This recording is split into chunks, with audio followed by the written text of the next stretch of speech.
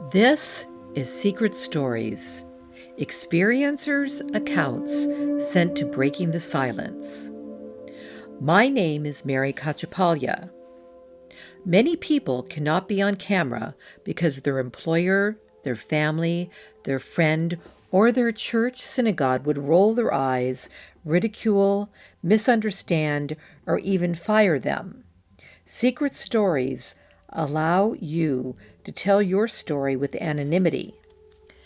This episode recounts Judy's story that began in the Hawaiian Islands. Dear Mary, thank you for this opportunity to tell my story. For me, it began in Maui in February 1995. I was 32 and newly married. My husband and I were there together. On the first day of our stay, I went down to the beach and found a small pumice stone to bring back home to my young son. I didn't know this was a thing I shouldn't have done. That night, I went to sleep on my side with pillows around me to keep me from rolling onto my sunburned back. At 1:30 in the morning, I woke up knowing I was lying on my back and needed to use the restroom.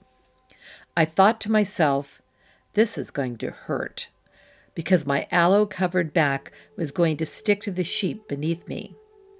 Reluctantly, I opened my eyes to get out of bed. Above me, several inches away from my face, was a gray, grainy-skinned face with enormous black almond-shaped eyes. I shrieked and jumped out of bed, waking my husband, who turned on the bedside light. "Someone's here! Someone's here!" I shouted, and he ran to the bathroom and checked the door lock. "No one's here," he told me. "There was someone standing over me," I insisted. We both looked out the open glass door to the lanai. He went over and stepped outside. We're on the third floor of our beachside hotel. No one could have gotten in from the courtyard. We came inside, and I tried to go back to sleep. The next day, I told someone about the weird dream I'd had, that a stony face was standing over me when I woke in the middle of the night. I'd also told them I'd gotten a piece of pumice on the beach for my young son waiting at home.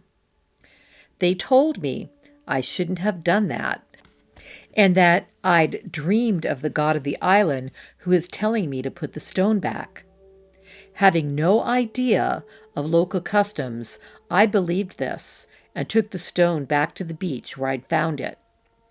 It didn't seem enough to me to just put it back, if indeed I'd anger a god of the island. So I knelt in the sand and said a prayer. "Please forgive my ignorance. I took what wasn't mine, and I'm sorry, and I'm returning it now, and I pray that you forgive me." I left the beach and continued on with my day, forgetting about the incident, feeling I'd done the right thing. That night, I had a dream which seemed more real than a regular dream, so much so that I still remember it in detail, like it was a lived memory. I dreamed I was standing at the edge of a pool of water at the bottom of a very high waterfall. It was dark, and there was a sound like music with no melody. It sounded like 1,000 string instruments playing one long note, and I could feel the vibration of the note being played. It seemed to make my whole body vibrate along with it. My skin, my hair, I felt suffused with the sound and vibration. I looked at my surroundings and saw that there was a line of people who were following a path that led up the cliff on one side of the falls. I followed the line with my eyes and saw that at the end of the line, near the top of the cliff, people were being greeted by 4 tall white people in white robes. I thought I saw them placing flower leis around people's necks. I stood in line and waited my turn. When I was in front of the 4 white people, I could see their faces were luminescent, as if lit from within. The one being I stood in front of felt like a woman to me. Her skin was paper white, and her eyes were overly large but human-like. I thought, she looks just like Marie Osmond. And when I thought this, the woman seemed to smile at me. Though not a smile exactly, I felt her smile more than I saw it. The dream ended with me staring into her eyes, feeling a tremendous unconditional love coming from her. I don't remember anything else happening after this. When I woke in the morning, I remembered the dream, and I still felt the love and peace that I'd felt in the dream. I reasoned that my prayer from the day before had been accepted by the island gods and that I was forgiven. A day later, my husband and I had planned to drive up to the top of Haleakala to see the sunrise and then to drive to the other side of the island to Hana to hike up a waterfall a mile or so above the road. Wednesday morning, we watched the sunrise over the 10-mile-wide crater. It was cold and I wished I'd had a coat. There was a youth group at the crater, and we listened to the teacher tell the students that the strange clouds we saw rising straight up, not horizontal like the other clouds, were believed to be the spirit of people who passed away in the night. He also pointed out that a rare flower, which blooms only once in 10 years, was blooming that morning. It felt like a magical moment, and we felt lucky to be there that morning. Then we drove over the 51 single-lane hairpin turn bridges, the road to Hana, and arrived there by lunchtime and took our lunch bag up to the trail to eat by the Seven Sisters, the pool of water which cascaded down the hill from the falls. We hiked up the trail past enormous trees with branches that dove back and down into the ground like roots, up through a bamboo forest where the breeze made clacking noises as it passed through the bamboo towering over our heads, past a pool of water where young people jumped off a cliff into the water below, until finally we walked out into a clearing and there was the waterfall. I stopped and stared. This was the place of my dream. I looked at the cliff wall for a ledge that people could ascend, but it didn't seem there was one. Yet I knew this was the place where I'd stood in line, heard the ethereal music, felt the vibrations, and met the woman who loved me like a mother.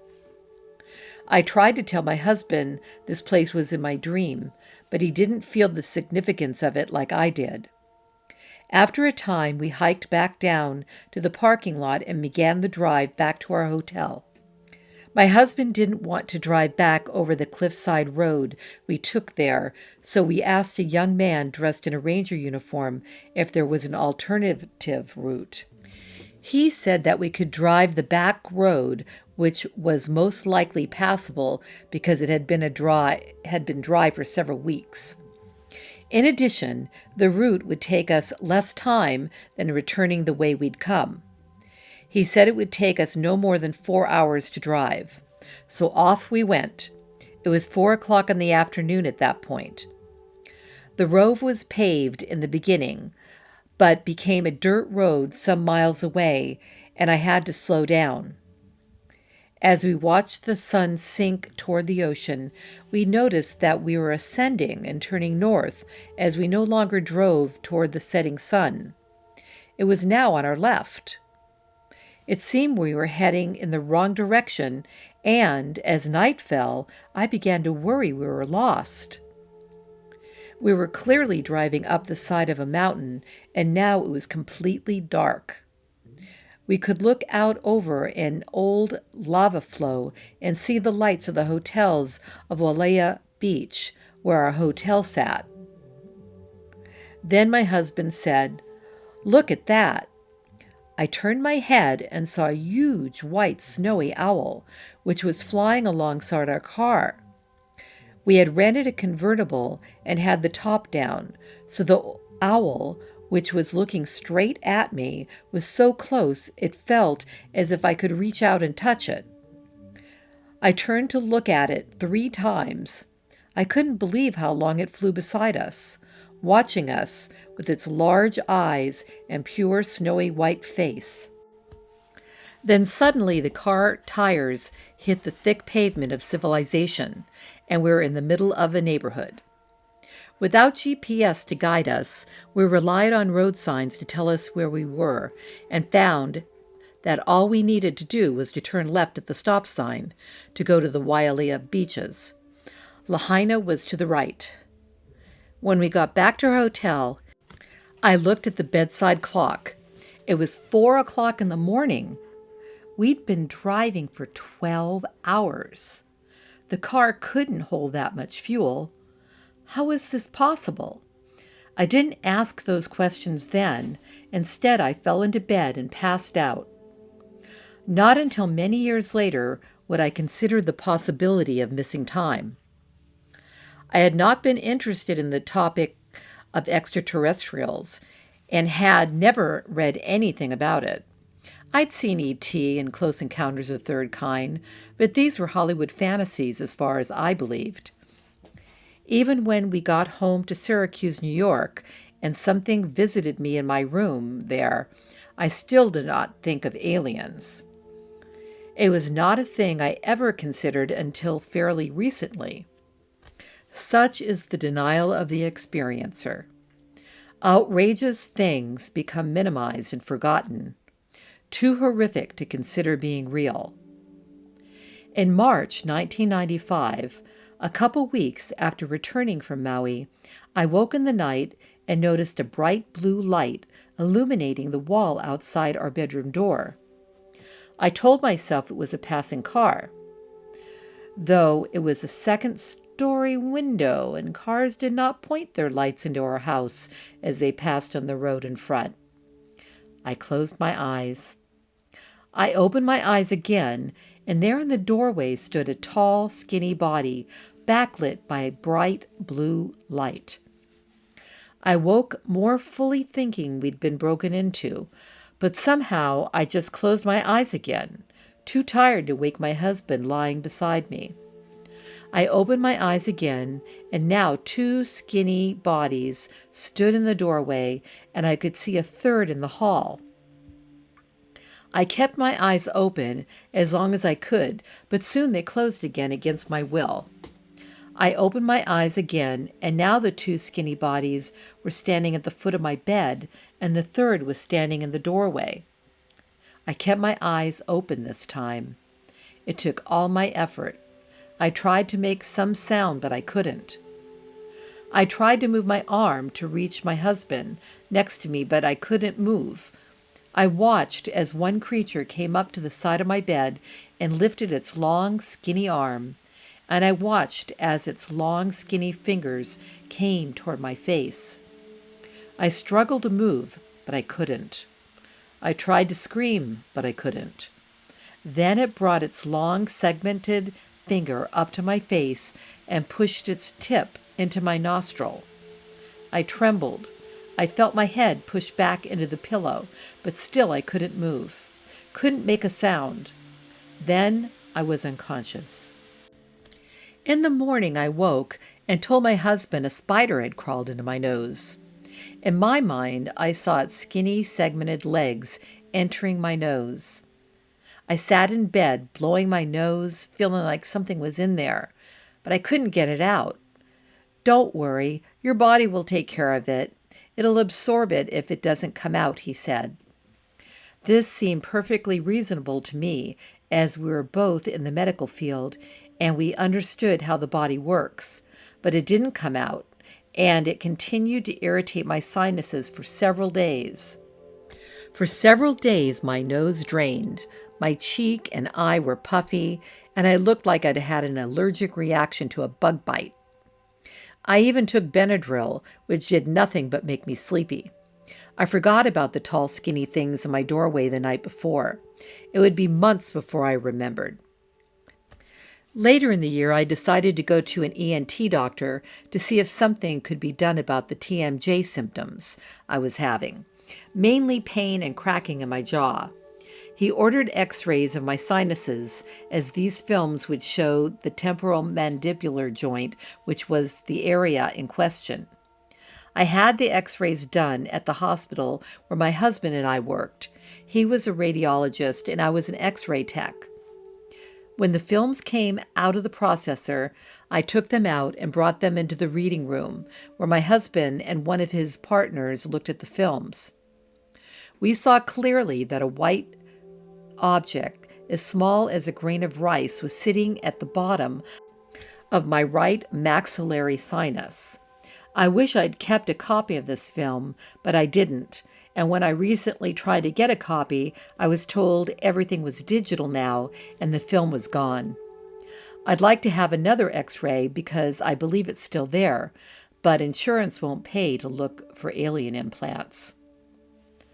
In August 1998, we went to Boston to the IVF clinic as part of our ongoing attempt to have children.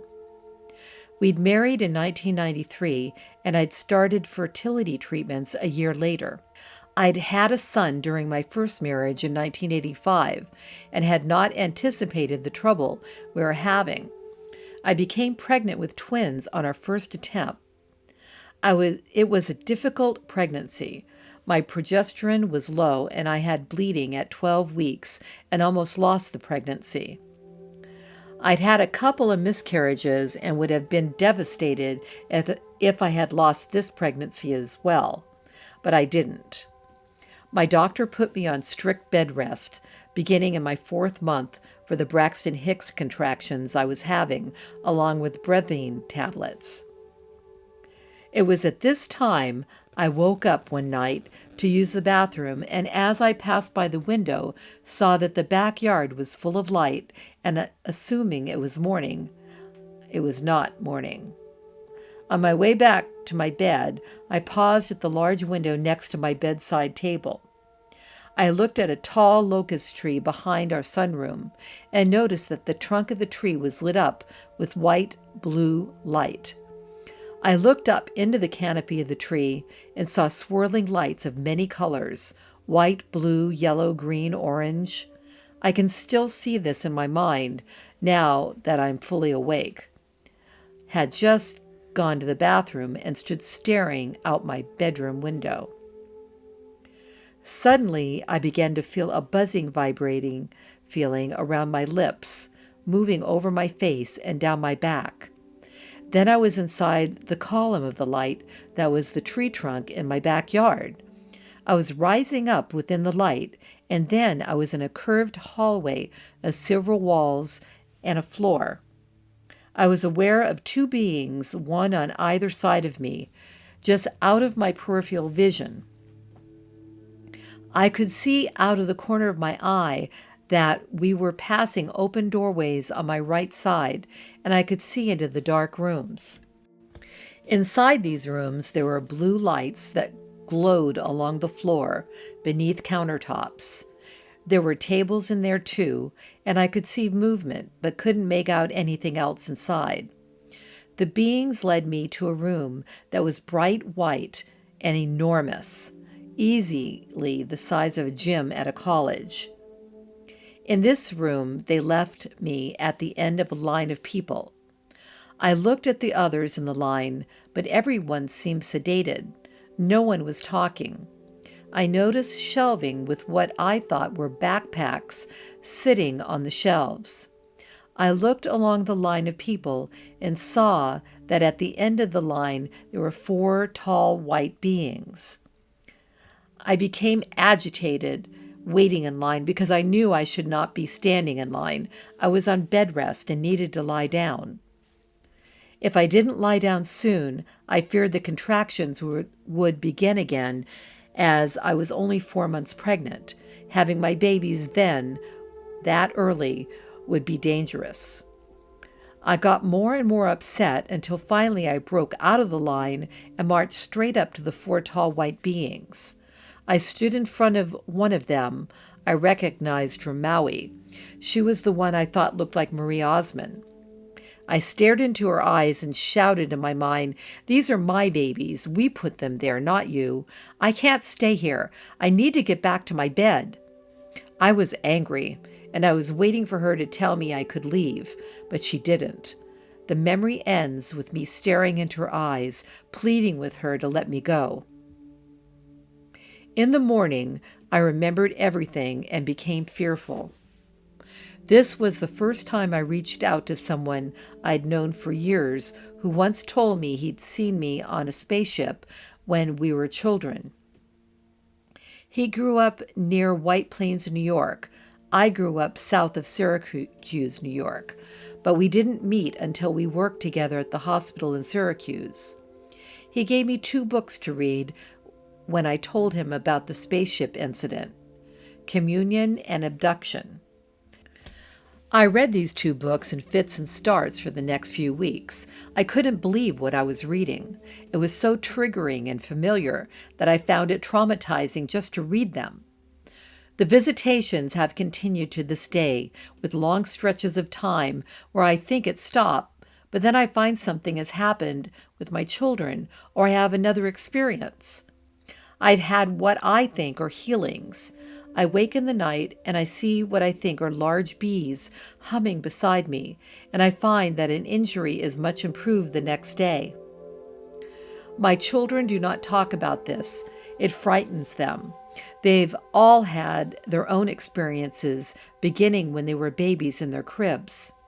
One of them told me a funny owl sat outside the window and stared in at night, and that little men came into the room and took them out through the window. Another told me that there were tall, skinny, white things standing outside my bedroom door at night.